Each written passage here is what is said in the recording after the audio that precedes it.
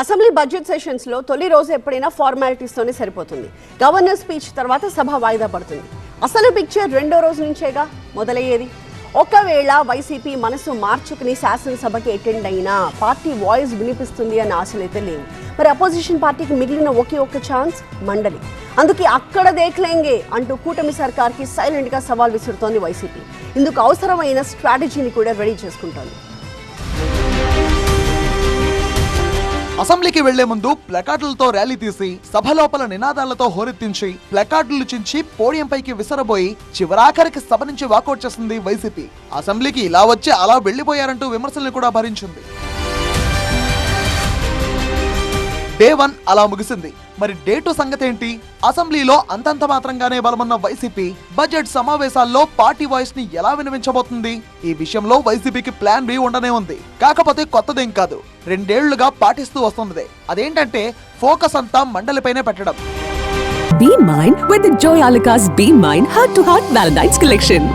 Ha, very smart. This year, on the purchase of jewelry worth $1,000 and above, you can receive exciting cashback vouchers, 100% value on old gold exchange, 100% value on diamond exchange, and much more only till February 15th, 2026.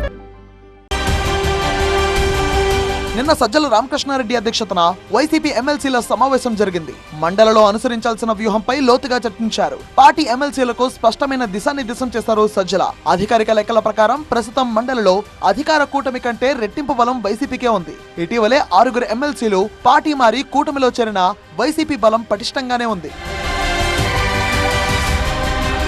Floor leader గా బొత్స సత్యనారాయణ ప్రభుత్వాన్ని నిలదీయడంలో దూకుడు మీదున్నారు. తనకున్న సుదీర్ఘ అనుభవంతో విధాన నిర్ణయాలపై మంత్రుల్ని ప్రశ్నిస్తూ వస్తున్నారు. గత సమావేశాల్లో కూడా మండలిలోనే రూలింగ్ పార్టీని కార్నర్ చేసే ప్రయత్నం చేసి ఓ రకంగా సక్సెస్ అయింది వైసీపీ.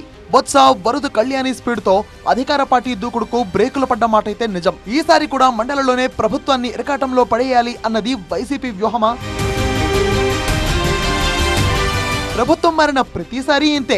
అధికార పార్టీకి అసెంబ్లీలో ఎమ్మెల్యేల సంఖ్య పెరగడం, మండలిలో అపోజిషన్ పార్టీకి బలం ఉండడం సహజం. 2024 ముందు కూడా దాదాపుగా ఇదే పరిస్థితి. అధికారం కోల్పోయిన టీడీపీకి మండలిలో మాత్రం బలం ఉండేది. జగన్ ప్రతిపాదించిన 3 రాజధానుల బిల్లును మండలిలో అడ్డుకుంది టీడీపీ. అసెంబ్లీలో ఆమోదముద్ర పడ్డ బిల్లును మండలిలో తిరస్కరించడానికి రూల్ నెంబర్ 71 అస్త్రాన్ని వాడుకుంది టీడీపీ. ఆగ్రహించిన అప్పటి సీఎం జగన్ శాసన మండలిని రద్దు చేస్తే పోలా అని ఆ దిశగా వర్కౌట్ కూడా చేశారు. ఆ విధంగా అనేక అంశాల్లో అప్పట్లో వైసీపీ ప్రభుత్వాన్ని నిలువరించి పట్టు బిగించింది తెలుగుదేశం పార్టీ. నీవు నేర్పిన విద్యే అంటూ ఇప్పుడు వైసీపీ కూడా అదే ఫార్ములాను ఫాలో అవుతోంది. కీలక బిల్లులు చర్చించుకున్నప్పుడు అధికార పార్టీపై ఒత్తిడి తేవడంతో సక్సెస్ కావాలని చూస్తోంది. బడ్జెట్ సమావేశాలు మార్చి 7 వరకు జరగబోతున్నాయి. మండలి ప్రొసీడింగ్స్ పైనే ప్రత్యేక దృష్టి పెట్టి పక్కా స్కెచ్ సిద్ధం చేసుకుంది వైసీపీ. సో గతంలో టీడీపీని, ఇప్పుడు వైసీపీని నేనున్నాను అంటూ ఆదుకుంటోంది శాసన మండలి.